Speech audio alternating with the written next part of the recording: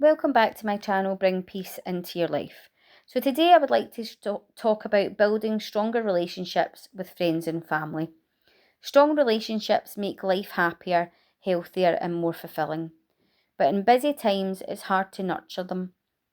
We're talking about simple ways to build deeper connections. No big gestures required. We'll cover 6 key strategies, how to apply them to different relationships and staying connected even when life gets busy. Let's get started. Your relationships are worth investing in. Why relationships matter. People with strong social connections are happier, live longer, and cope better with stress. Relationships provide emotional support when we're struggling, help us celebrate wins, and push us to grow as people. In the digital age, it's easy to confuse liking a social media post with staying connected, but real bond comes from meaningful two-way interactions. Small, consistent actions matter more than occasional grand gestures. The first thing that I would like to look at is active listening. So active listening means focusing on understanding the other person, not just waiting for your turn to talk. Number 1, put away distractions like phones, TV, work. Give the person your full attention. Number 2, make eye contact if you're in person or say things like I'm with you if you're on the phone to show you're focusing. 3, ask open-ended follow-up questions. How did that make you feel? What happened next? What do you think you'll do? 4, reflect back what you hear to confirm your understanding. So it sounds like you were really frustrated when that happened. 5, avoid interrupting or jumping in with advice unless they specifically ask for it.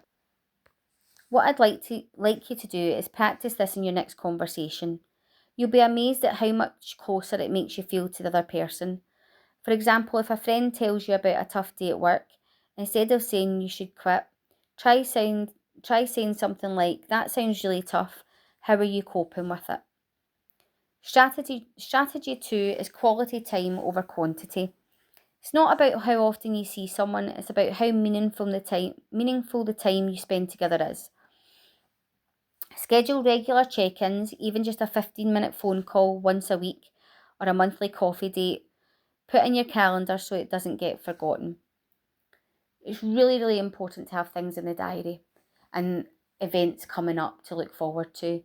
I try my best to do that in my friendships. It can be tough sometimes because a lot of my friends have children like I do, they work, and it can be hard to put those things together and get everybody together. But it is really important, and it's really important to have connections and to build on those relationships. Plan activities you both enjoy, going for a walk, cooking a meal together, watching a favourite show, or working on a hobby. Doing something you love together creates positive shared memories. Put your phone away during interactions. Give someone your full attention. Show them that they're really important to you. If you live far away, use video calls instead of just texting. Seeing each other's faces makes the conversation more personal. Even small things like sharing a meal over video can help you feel connected. One of my really, really good friends and me voice note each other all the time. So when we do that, it actually feels like I see her all the time, even though I'm not seeing her face, I'm listening to her voice. And it's really important for our relationship when we do that because we really feel connected in that way. And it's something that I really value about my friendship with her. For example, instead of saying we would catch up soon, pick a specific date and time. How about we grab a coffee on Saturday at 2 p.m? So it's really important to schedule time in with friends and loved ones and keep your relationship strong. Section 4 talks about showing appreciation. So we often take the people we care for granted, but letting them know we're grateful strengthens bonds and makes everyone feel good. Be specific with your thanks. Instead of just saying thanks for your help, say I really appreciated how you stayed late to help me finish that project. It made such a difference. It's really important for you to show that person that you appreciate them, but it's also important for them to hear it. Tell them what you value about them. I love how you always make me laugh when I'm stressed, or you're such a good listener. I feel so supported when I talk to you. It's really important to value the people that you're in relationship with, and actually to let them know that you value them. Write a note or send a text. Handwritten notes are extra special, but who sends handwritten notes nowadays? But even a quick message can brighten someone's day. Show appreciation through action too. Make their favourite meal, help them with a task, or even just bringing them a small token to say that you appreciate your friendship can really be important. At Christmas, I actually wasn't going to see one of my good friends. It just didn't work out timing wise and we were all busy. And I sent her a ornament for a Christmas tree, and it said a wee thing about crazy friends and how we picked each other. And it was just something small, but I saw it and I thought, I really want to send that to her so that she knows I'm thinking about her even though we can't meet up. So things like that are really helpful. Try to tell at least one person you care about something you appreciate about them every day. It becomes a habit that transforms your relationships. So connect with them. Thanks for helping me with that. Thanks for listening. Thanks for the message you sent me or the video you shared. It really made me laugh. It's really important to do that with your friendships and your connections and your relationships.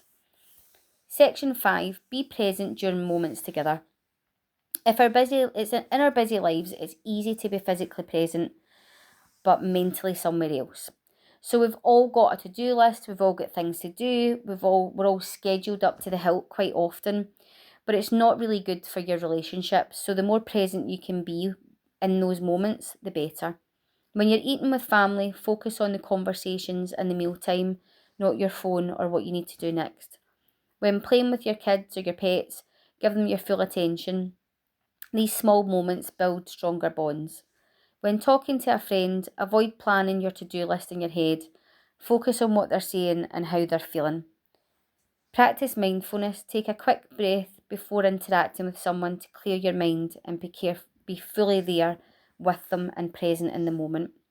Being present shows people they matter and it makes your time together more meaningful for both of you. Number 6 is navigate conflict with kindness. Every relationship has conflicts. How you handle them makes all the difference. Focus on the issue, not the person. Say, I feel worried when plans change suddenly instead of you always cancel on me. It's always about the situation, not the person themselves. It's about the behaviour or the situation. Listen to their perspective. Try to understand why they feel the way they do and try and put yourself in their shoes. Find solutions together. Ask, how can we work through this instead of trying to win the argument. It's about cooperation. Apologise when you're wrong.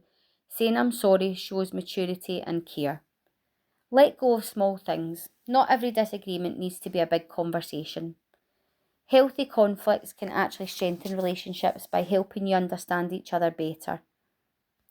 Section 7. Stay connected when life gets busy. Even when you're busy, small actions keep relationships strong. Send a quick text. Say something that I saw something that made me think of you. Or even send like a wee video from YouTube or TikTok, or a picture that you thought was funny and that your friend would like, or even a quote. Sometimes I do that with my friends, send them a quote that I think is funny or reminds me of them. Share an article, video or photo you know they'll like. Leave a voice note. It feels more personal than texting. As I was saying, me and my friend do that all the time. It feels really great to hear her voice. And I've actually taken that into one of my other friendships that we didn't voice note. And my other friend loves that as well. And it's really helpful because I feel a lot more connected. Plan ahead for big events, so like birthdays and holidays, so you don't let them slip by. If you can't talk often, send a monthly email updating them on your life or asking for theirs. I don't really do that because I try my best to keep connected in my friendships and have something in the diary, and then I'll send voice notes and stuff. So for me, voice notes are really brilliant. But if you use email more often and that feels right for you, then go for it. And section 8 is how to make these habits stick. So start with one relationship, pick someone close to you and focus on applying these strategies with them. Set small goals. For example, I'll tell my partner one thing I appreciate about them every day. Be patient. Building stronger relationships takes time and that's okay. Be consistent. Small actions done regularly matter more than big gestures once in a while. And ask for feedback. Ask the people you care about what makes them feel more connected to you and what would help build and strengthen your relationship. So that's the complete guide to building stronger relationships. So let me know which strategies you're going to try first in the comments. And if you have tried them, come back and let me know how it went. If you found this helpful, please like the video. And if you'd like to subscribe, that would be wonderful. Thanks so much for watching, and go tell someone you care about how much they mean to you. And I'll see you in the next video. Take care.